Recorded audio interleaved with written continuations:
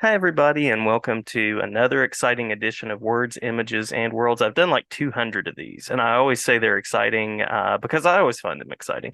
It's great on this episode to be talking with comics creator Eric Battle. Eric, welcome to the podcast. Thanks for having me. Thank you for saying yes. And thank you for the lovely background as well. I love the background. For people that are checking out the video version of this on YouTube, lovely background. Well, it hides the catastrophe behind it. That's always good. That's always good. Yeah, mine is virtual bookshelf, and it hides just a chair with some pillows and things like that. I try to convey the like I've read books kind of thing with this background. So, Yeah. um, yeah, yeah. But yeah, thanks for jumping on. And so I'll mention a couple of titles, and then we can sort of take the conversation wherever you'd like to in terms of the work you've done and the work you're continuing to do. So I'll mention Milestone being one of the great ones that's made a resurgence in the past few Yes, they years. have. Milestone is on its way back, or is back. Mhm. And so Hardware being one of those books that you're associated with, as well as there was Static Shock as well. Mhm. There was a piece of that for DC. You've worked on some little known characters like Batman. Most people out there probably haven't heard of Batman. Under Right. the Red Hood being one of those. Yeah, kind of an obscure character. X Factor. Oh wow, yeah. Ooh, Yeah. you're going back Cable. into the vaults. That's right. That's right. That's what we do. Well, I've been reading since I was reading comics, especially since I was 7. So, Mhm. all this goes way back for me. And then I'll also mention some work that does not exist in particular worlds, like The Scourge being one of those. Right. Yeah. Yeah. I did Yeah. the Scourge. Um, that was with Scourge. That was with Valhalla Entertainment and Aspen. Hmm. Aspen Comics. Yeah. That was a lot of fun because Scott Lobdell wrote that. And yeah, we just had a lot of fun on that. Yeah. Yeah. Yeah. Yeah. It's a fun read. Lots of Good. sort of Good. horror elements and Yeah. things like that come in. Yeah, I always enjoyed the horror, doing the horror books. It's like, that and a lot of action. So Hmm. like some of the before Scourge, I did a couple of issues of Tales of the Unexpected featuring Hmm. the Spectre with DC, and that was Yes. a whole lot of fun. Yeah. Love the Spectre. I love the Yeah, Spectre. it was The great character character. that doesn't get enough due, I think. I Right. think we need some I Spectre agree. across media. Yeah, Yeah. I definitely agree on that. Yes. And then I did a graphic novel with Godzilla. Hmm. That was with that was with Legendary Comics. And after that, I did a series called The Harvester, and that was also with Valhalla. Uh-huh. Mm, So yeah, did those. And oh, I worked with George R. R. Martin and Daniel Abraham on Wild Card series. I think we did like 6 issues, and that Yeah. was that was a Wow. lot of fun also. And again, just working with, being in touch with George R. R. Martin, Hmm. before that was before Game of Thrones and things like that. But just being uh, in that same realm of Yeah. of such a fantastic writer. Um, and like I over the years since then, I've been hearing rumblings that they were going to turn the Wild Card series into a, I think it was like a, I've heard news about like a TV series and Hmm. other things. So but I guess with Hollywood, you just never know, and anything's concrete, everything's just whisperings. So Right. yeah, Right. just never. Yeah. Yeah. I love to read those rumorings and the news, and then sometimes it's like a year later, and you're like, "Oh, that is," and then sometimes Yeah. it's 10 years later, and you're like, "Oh, there that finally is." Right. Yeah. Yeah, Yeah. So yeah. good stuff. Yeah, I Uh, love the flexibility of what you do too. I mean, from fantasy to horror to the action hero, superhero yeah. kind of work. love the range. Well, it's like a lot of that came about because honestly, like with I guess like some of the mainstream comic book stuff, um, it's some of it like that, I guess it was just kind of like difficult like navigating in the mainstream industry. So, Hmm. I realized I was like, okay, um, there are other avenues.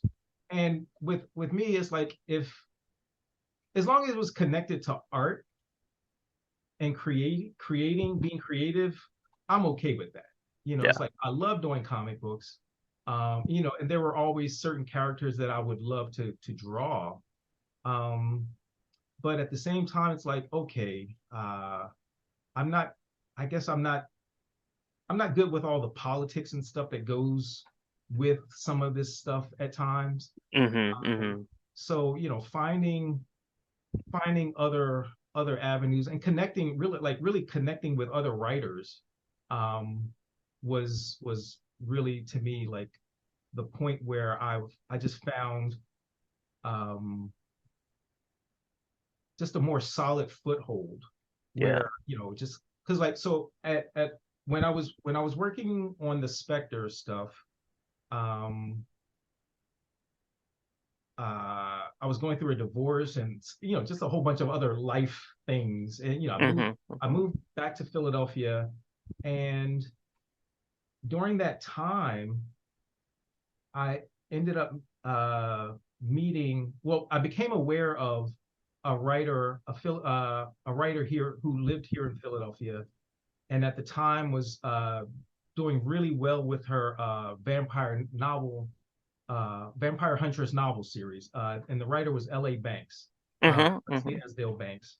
So I was able to connect with her, and through her, and I met Octavia Butler, Oh, wow. a Wow. bunch of other writers, Tananarive Due, Stephen Barnes, and all. I met all of them through a former teacher of mine, Lorraine Carey, Lorraine Carey was one of my professors at University of the Arts. Uh-huh. And she Uh-huh. had a Black Writers symposium here in Philadelphia. So I met L.A. Banks, and we just hit it off instantly. And I started, doing illustrations for her, like illustrating her characters from her novels and things like that. And um, again, that just kind of it just felt nice to work with someone who one trusted me with Hmm. their with Hmm. their creations. And again, we just kind of like we just really vibed off of one another's energy and enthusiasm for what we were doing. um and from there, again, just meeting other writers, meeting Nnedi Okorafor, and collaborating with her on a number of projects, Hmm. just things like that. So again, it was, and I always tried to keep my hands, or at least my baby toe in the mainstream comic book industry. Um, and it's just like I dip in and out, but I like working with folks who, it's like if we've got a project, we can get it done, Hmm. Hmm. and just make things happen. So Yeah. yeah. Yeah, I appreciate what you said about the way things can be political, because I find that in almost every area of life, every area of life has Exactly. some Exactly. political parts to it. Yeah. But great to carve out those collaborations and Yeah. interactions that are meaningful that go beyond Mhm. that. And very cool also that you have collaborations and have had the chance to interact with Octavia Butler and Yeah. this amazing range of creators as well. Absolutely. Yeah. You know, and so it's just, again, just keeping like ties to different creative avenues. Hmm. That's what's most important to me, and again, just like when I look at the range of projects that I've been able to navigate in, it makes me happy. Yeah, yeah, Yeah. absolutely. So yeah. Uh, and enjoyable for the reader side of the equation as well. So it's good when the joy of the creator comes through and readers get to enjoy that. Yeah. Yeah. Yeah. Any experiences in the world of comics that have been especially positive, generative, warm collaborations and things like that? Yeah. So like presently, I recently finished a number of like variant covers for DC Comics. Hmm. I was doing variant covers for Waller versus Wildstorm. And that the writer on that is Spencer Ackerman. So he and I had connected sometime late last year. And so like originally I was supposed to DC had asked me to draw that series, but I was already like committed to another. So I'm doing another graphic novel with Abrams Comic Arts. Hmm. So Hmm. I was already committed to that, and um, I was trying to do trying to keep both of those things going, but DC's schedule, they had it on a they were on an accelerated schedule, unfortunately, with that, so had to jump off of that. Hmm. But still did like covers for those issues. And again, it's like Spencer's a fantastic writer, and I'm excited to see like the first two issues are out, and yeah, the third issue I think comes out next month in August. But it's an exciting story. It's a wonderful story, and Hmm. I'm excited to see how readers receive the story overall. And I wish great things for Spencer with that. So did those. Again, I'm working on a graphic novel for Abrams Comic Arts. That's 265 pages, so it's just like Wow. uh, Immersive. yeah, yeah. And the thing is with that, it's like I have the whole book laid out. I have all of the pages laid out. So at this point, it's just like just chipping through the final boards, and I'm past the 100 page mark. I'm definitely past that. So that's just trying to hit like small milestones along the way to just Hmm. because I'm really excited about it, and I think it's gonna yeah, people. Thankfully, the publishers are excited about it. I'm excited about it. So again, it's just like just trying to get to that finish line. Yeah. Yeah. And I'm also working on a children's book for um, an institution here in Philadelphia. So um, that, and again, there's just juggling a bunch of things, but primarily like right now in the past year or so, I've been really promoting this graphic novel that I like curated and art directed for Temple University. It's called Hmm. Lamb, Black Lives Always Mattered, Hidden African American Philadelphia of the 20th Century. And with that, I was able to one collaborate with other illustrators, some longtime legends in the comic book industry, Dwayne Turner. Hmm. Um, he's always been one of my illustrator heroes, actually. You know, yeah, Dwayne Turner, Jamar Nicholas. I don't know if you're familiar with his work. Yes. Yeah. Yeah. And Christine Carrick.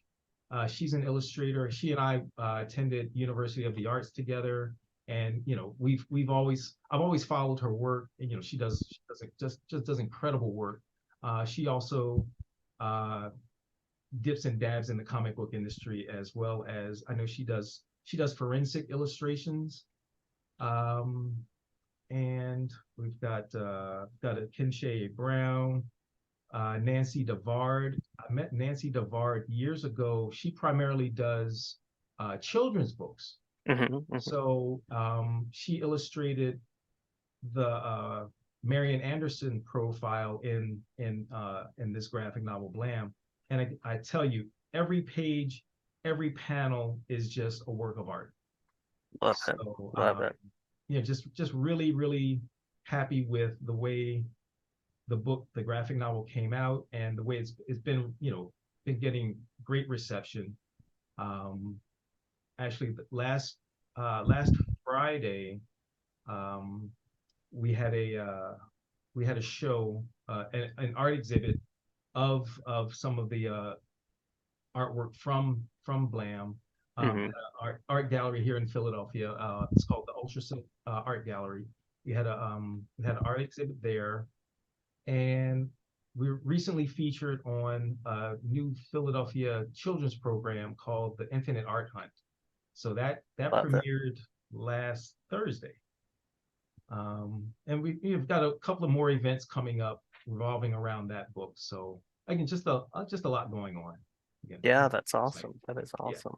And I love how you're connecting in the children's picture book world and Mhm. showcasing some of that. And then I also love the interactions in the world of literacy with Yeah. universities and institutions and things like that. And you mentioned before I hit record that you have a couple of other projects that have been in the works. And I believe some of which have been completed with advancing literacy. You mentioned an exhibit and some other pieces. So anything that you want to share about that for listeners? Yeah. So, well, I want to make a point with Blam. So the that graphic novel, again, it was produced for Temple University's Charles L. Blockson Library. Hmm. It Hmm. was funded through the Pew Foundation, and the primary goal of that, we got 7,000 books printed, and 5,000 of those books were donated to Philadelphia high schools. Awesome. Um, Awesome. and so it's the the classes that who want the books, the teachers also have to go through a like a training program to get the books Hmm. for Hmm. their classes. So with that graphic novel, the goal was to make it more than a textbook, more than a graphic novel. So it's a combination of a textbook, graphic novel, but it's also if you're a comic book art collector, Hmm. we've got some of the artist process pages inside. So if you're interested in art, you can see how some of the other illustrators went about creating their pages.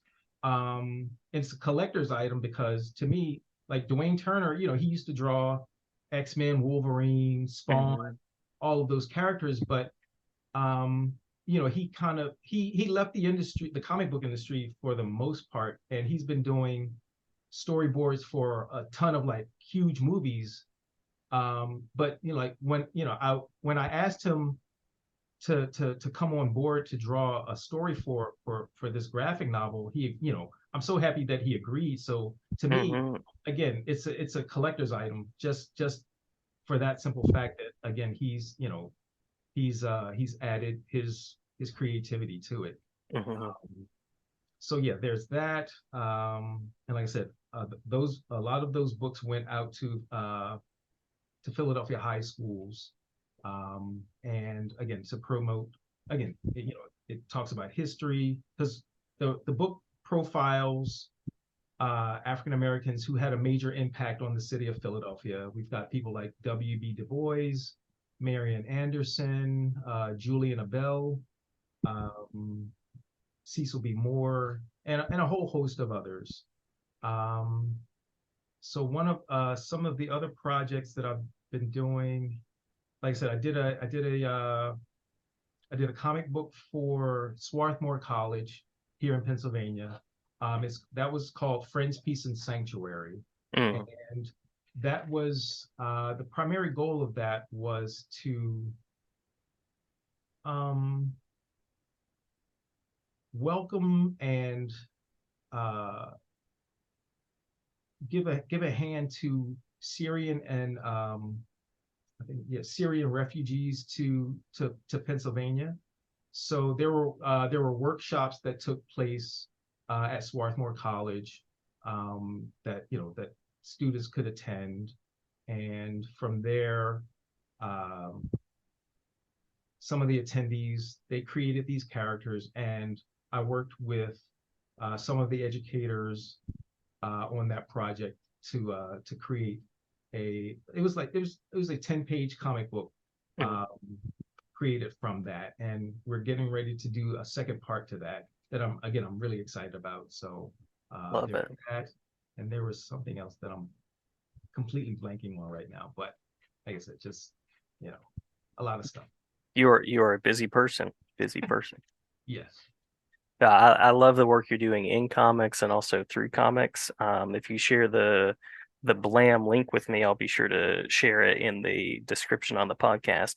And you said that's for high schools in Philadelphia? Yeah, well, it was, yeah. So again, the book itself was primarily available to high schools here in Philadelphia. Hmm.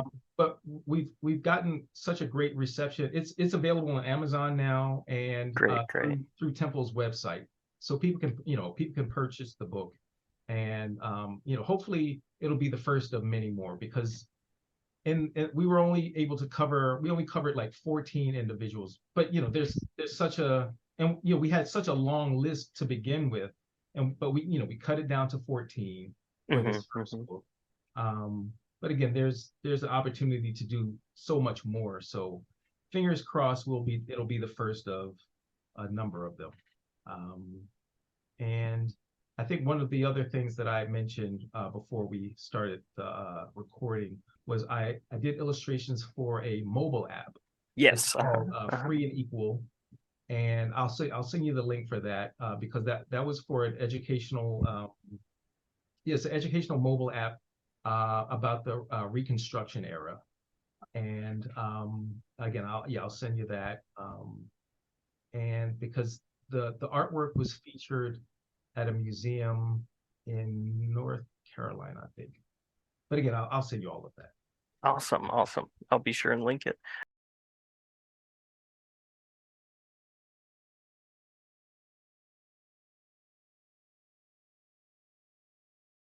Any other creators, authors, voices that you'd like to shout out working in the world of comics or other worlds as well?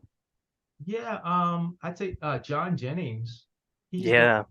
doing a number of things. So it's with John Jennings that I'm doing the graphic novel that I'm working on with Abrams Comic Arts. Okay, awesome. So I talked with David Bream the other day.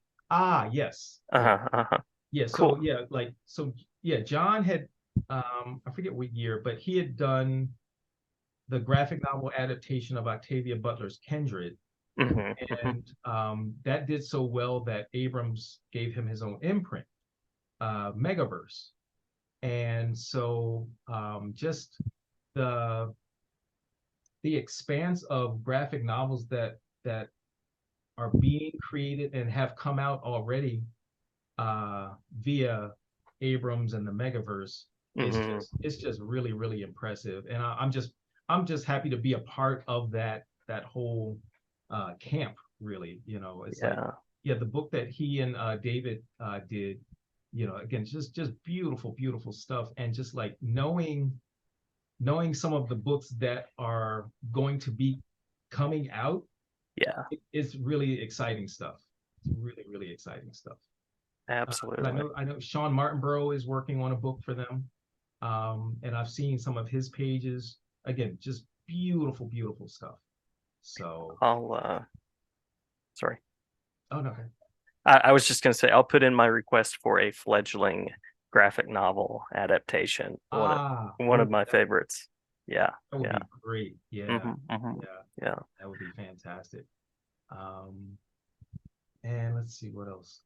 Back in, I can't remember what month it was, but sometime last year, yeah, last year, um, I did a Sean Martinborough had put together an art exhibit at Society of Illustrators in New York, Hmm. and again, that was a lot of fun because just the breadth of artists that were also in that particular show. There was Chuck Collins, who again I know is also working on a book with Abrams. There was Daoud Anyabwile. Love his stuff. Yeah, love Yeah, it. there was Micheline Hess, Aletha Martinez, uh, so many people. Um, but yeah, again, just all kinds of stuff is happening right now, and Nnedi Okorafor and I we started a well, we ended up getting we got one issue out of a book called Antar the Black Knight. Uh-huh. That came out. I can't remember. There's no year on this, but we were working on that. And unfortunately, that was the first issue came out via through IDW. Hmm. Um, Unfortunately, the person who had commissioned us to do that disappeared on us. Ah, So, like, I know the publishing company was like, "Well, what happened?" And we're all like, we don't know. So, uh-huh, uh-huh. um, but we ended up getting one issue out on that. We got the second issue was completed, at least artwork wise. Um, but again, unfortunately, people disappear Yeah. Yeah. Well, for hopefully whatever they're reason. okay. Yeah, that's yeah. Well, yeah, I yeah, Yeah. stuff, just stuff. Oh yeah, yeah. Well, hopefully the second issue, especially since the work has been put into it, will appear in I some mean, way at some point. I've been tempted at times to like post some of those pages. Hmm. Um, maybe I don't know if that'll spur people to say, hey, it's like, what's what's happening with this stuff? Who knows? Yeah. Yeah. Yeah. Well, speaking of posting, are there web spaces where people can keep up with things since that tends to be the way we keep up with life now, web pages, social media things, that you find particularly useful and positive, which doesn't always go with the term social media. Uh,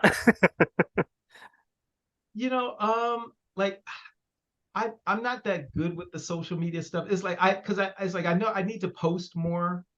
But it's to me it's just too distracting for me. It's like when I get I that. get on there, I tend to get on like at the wee hours of the morning.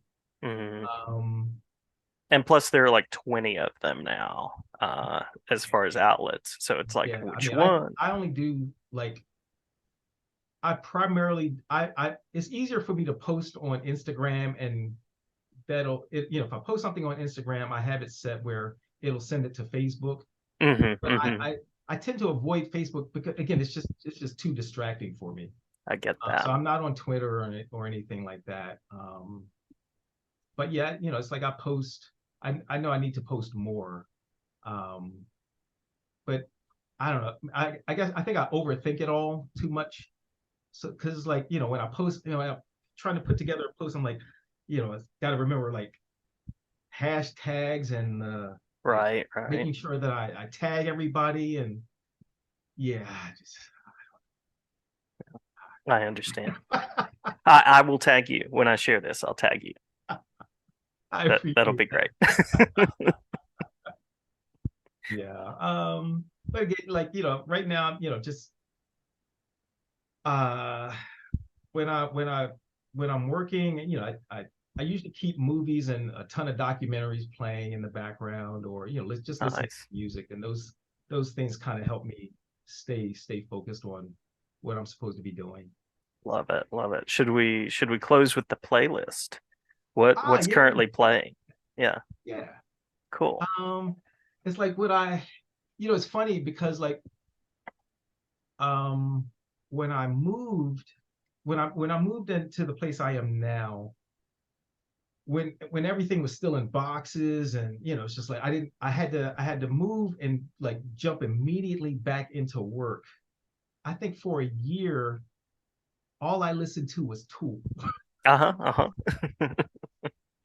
For a whole year, all I listened to was Tool because I was just like, okay, it got me in the frame of mind to like, okay, just I needed that energy, Hmm. I just needed that energy to just, like dive into the work.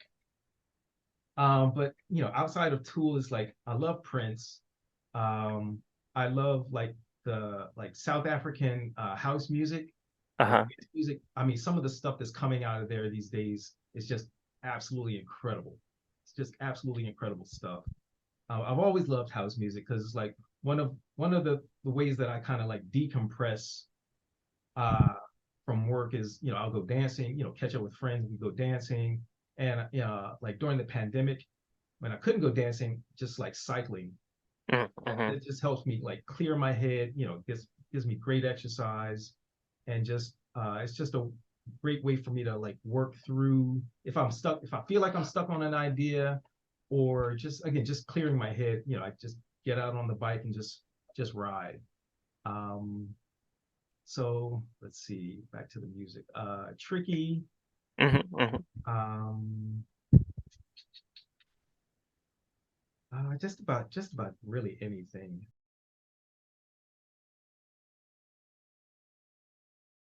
And we are back, Yes. continuing to talk about music for the Yeah, playlist. yeah, the playlist it includes the Cinematic Orchestra. Hmm. You familiar with their stuff?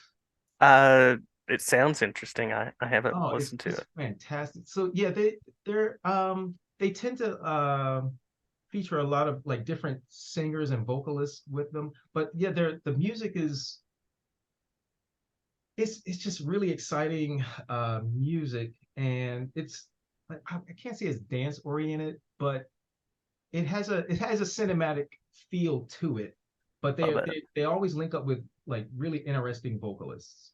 Um, they've linked up with was this Moses Sumney. Um,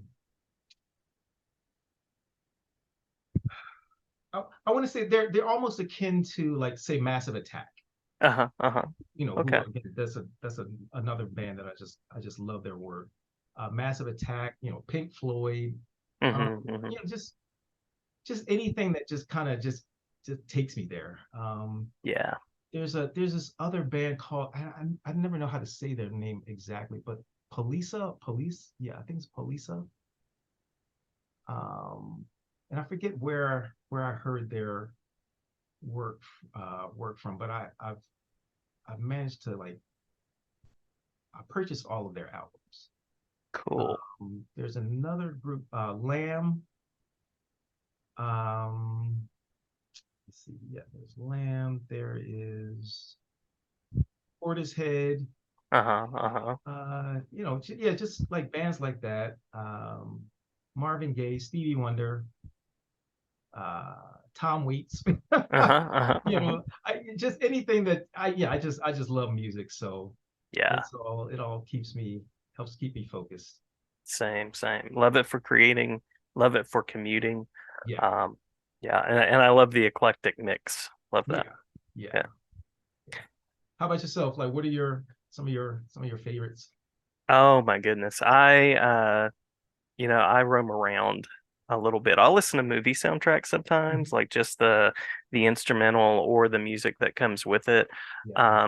I'll listen to like stuff from the late 90s that just kind of takes me back to a place Hmm. every now and then. That's always on the playlist in one way or another throughout the year.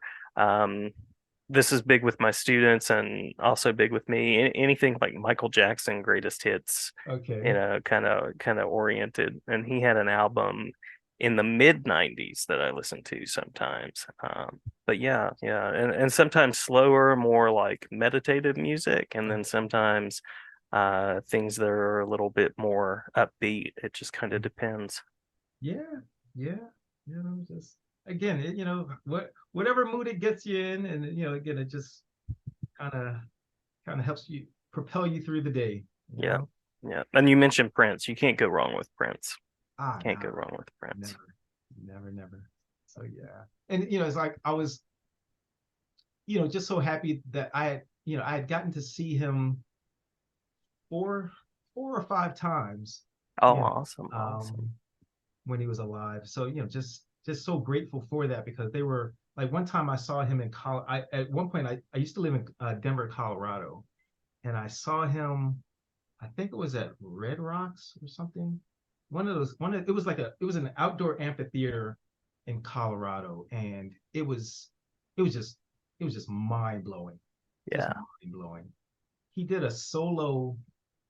He did a piano solo, but like the echo and everything from the outdoor amphitheater is like I was expecting the the the spaceships from Close Encounters to come up across, and come across the horizon. It was just mind blowing stuff. Yeah. Yeah, Yeah. So Definitely a talented human for sure. yes, yeah, absolutely, Awesome. absolutely. Well, thank you for a great chat and glad to share about your work. Thank you for what you're doing in comics and Ah, literacy. Anything at all that I missed that you want to make sure to mention before we close out and go back to listening to Prince for a little while? no, again, thank you for having me on. Yeah, I'm so glad that you reached out, and I'll be sure to send you those links, and a couple of other. I'll send a couple of other like preview images of some things that I've been working on. Because sounds great. I recently did a cover, a variant cover for a friend of mine, Steve Peters. He and I went to UArts together, and he has a comic book that he has been writing and illustrating. Uh, called, let's make sure I get the title correct. Um, the Comic Verse. So I recently did a cover for him, and I'm excited for that.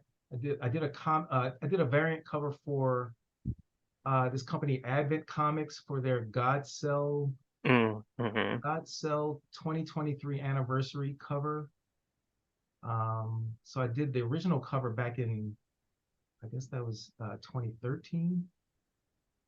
And so yeah, we just did a 10-year anniversary, so that's getting ready to come out. Um, Again, just stuff. So Wonderful things, I'll be wonderful things. posting some of this work soon, and looking forward to it. Yeah, yeah. Well, always glad to talk with you. Always glad to share about your work. And I'll share these links back with you once I have everything put together. Again, thank you Yeah, so my much for having pleasure. me. Thank Great. you for saying yes. And thanks again for a wonderful talk. Excellent. Thank you again. Have a great day.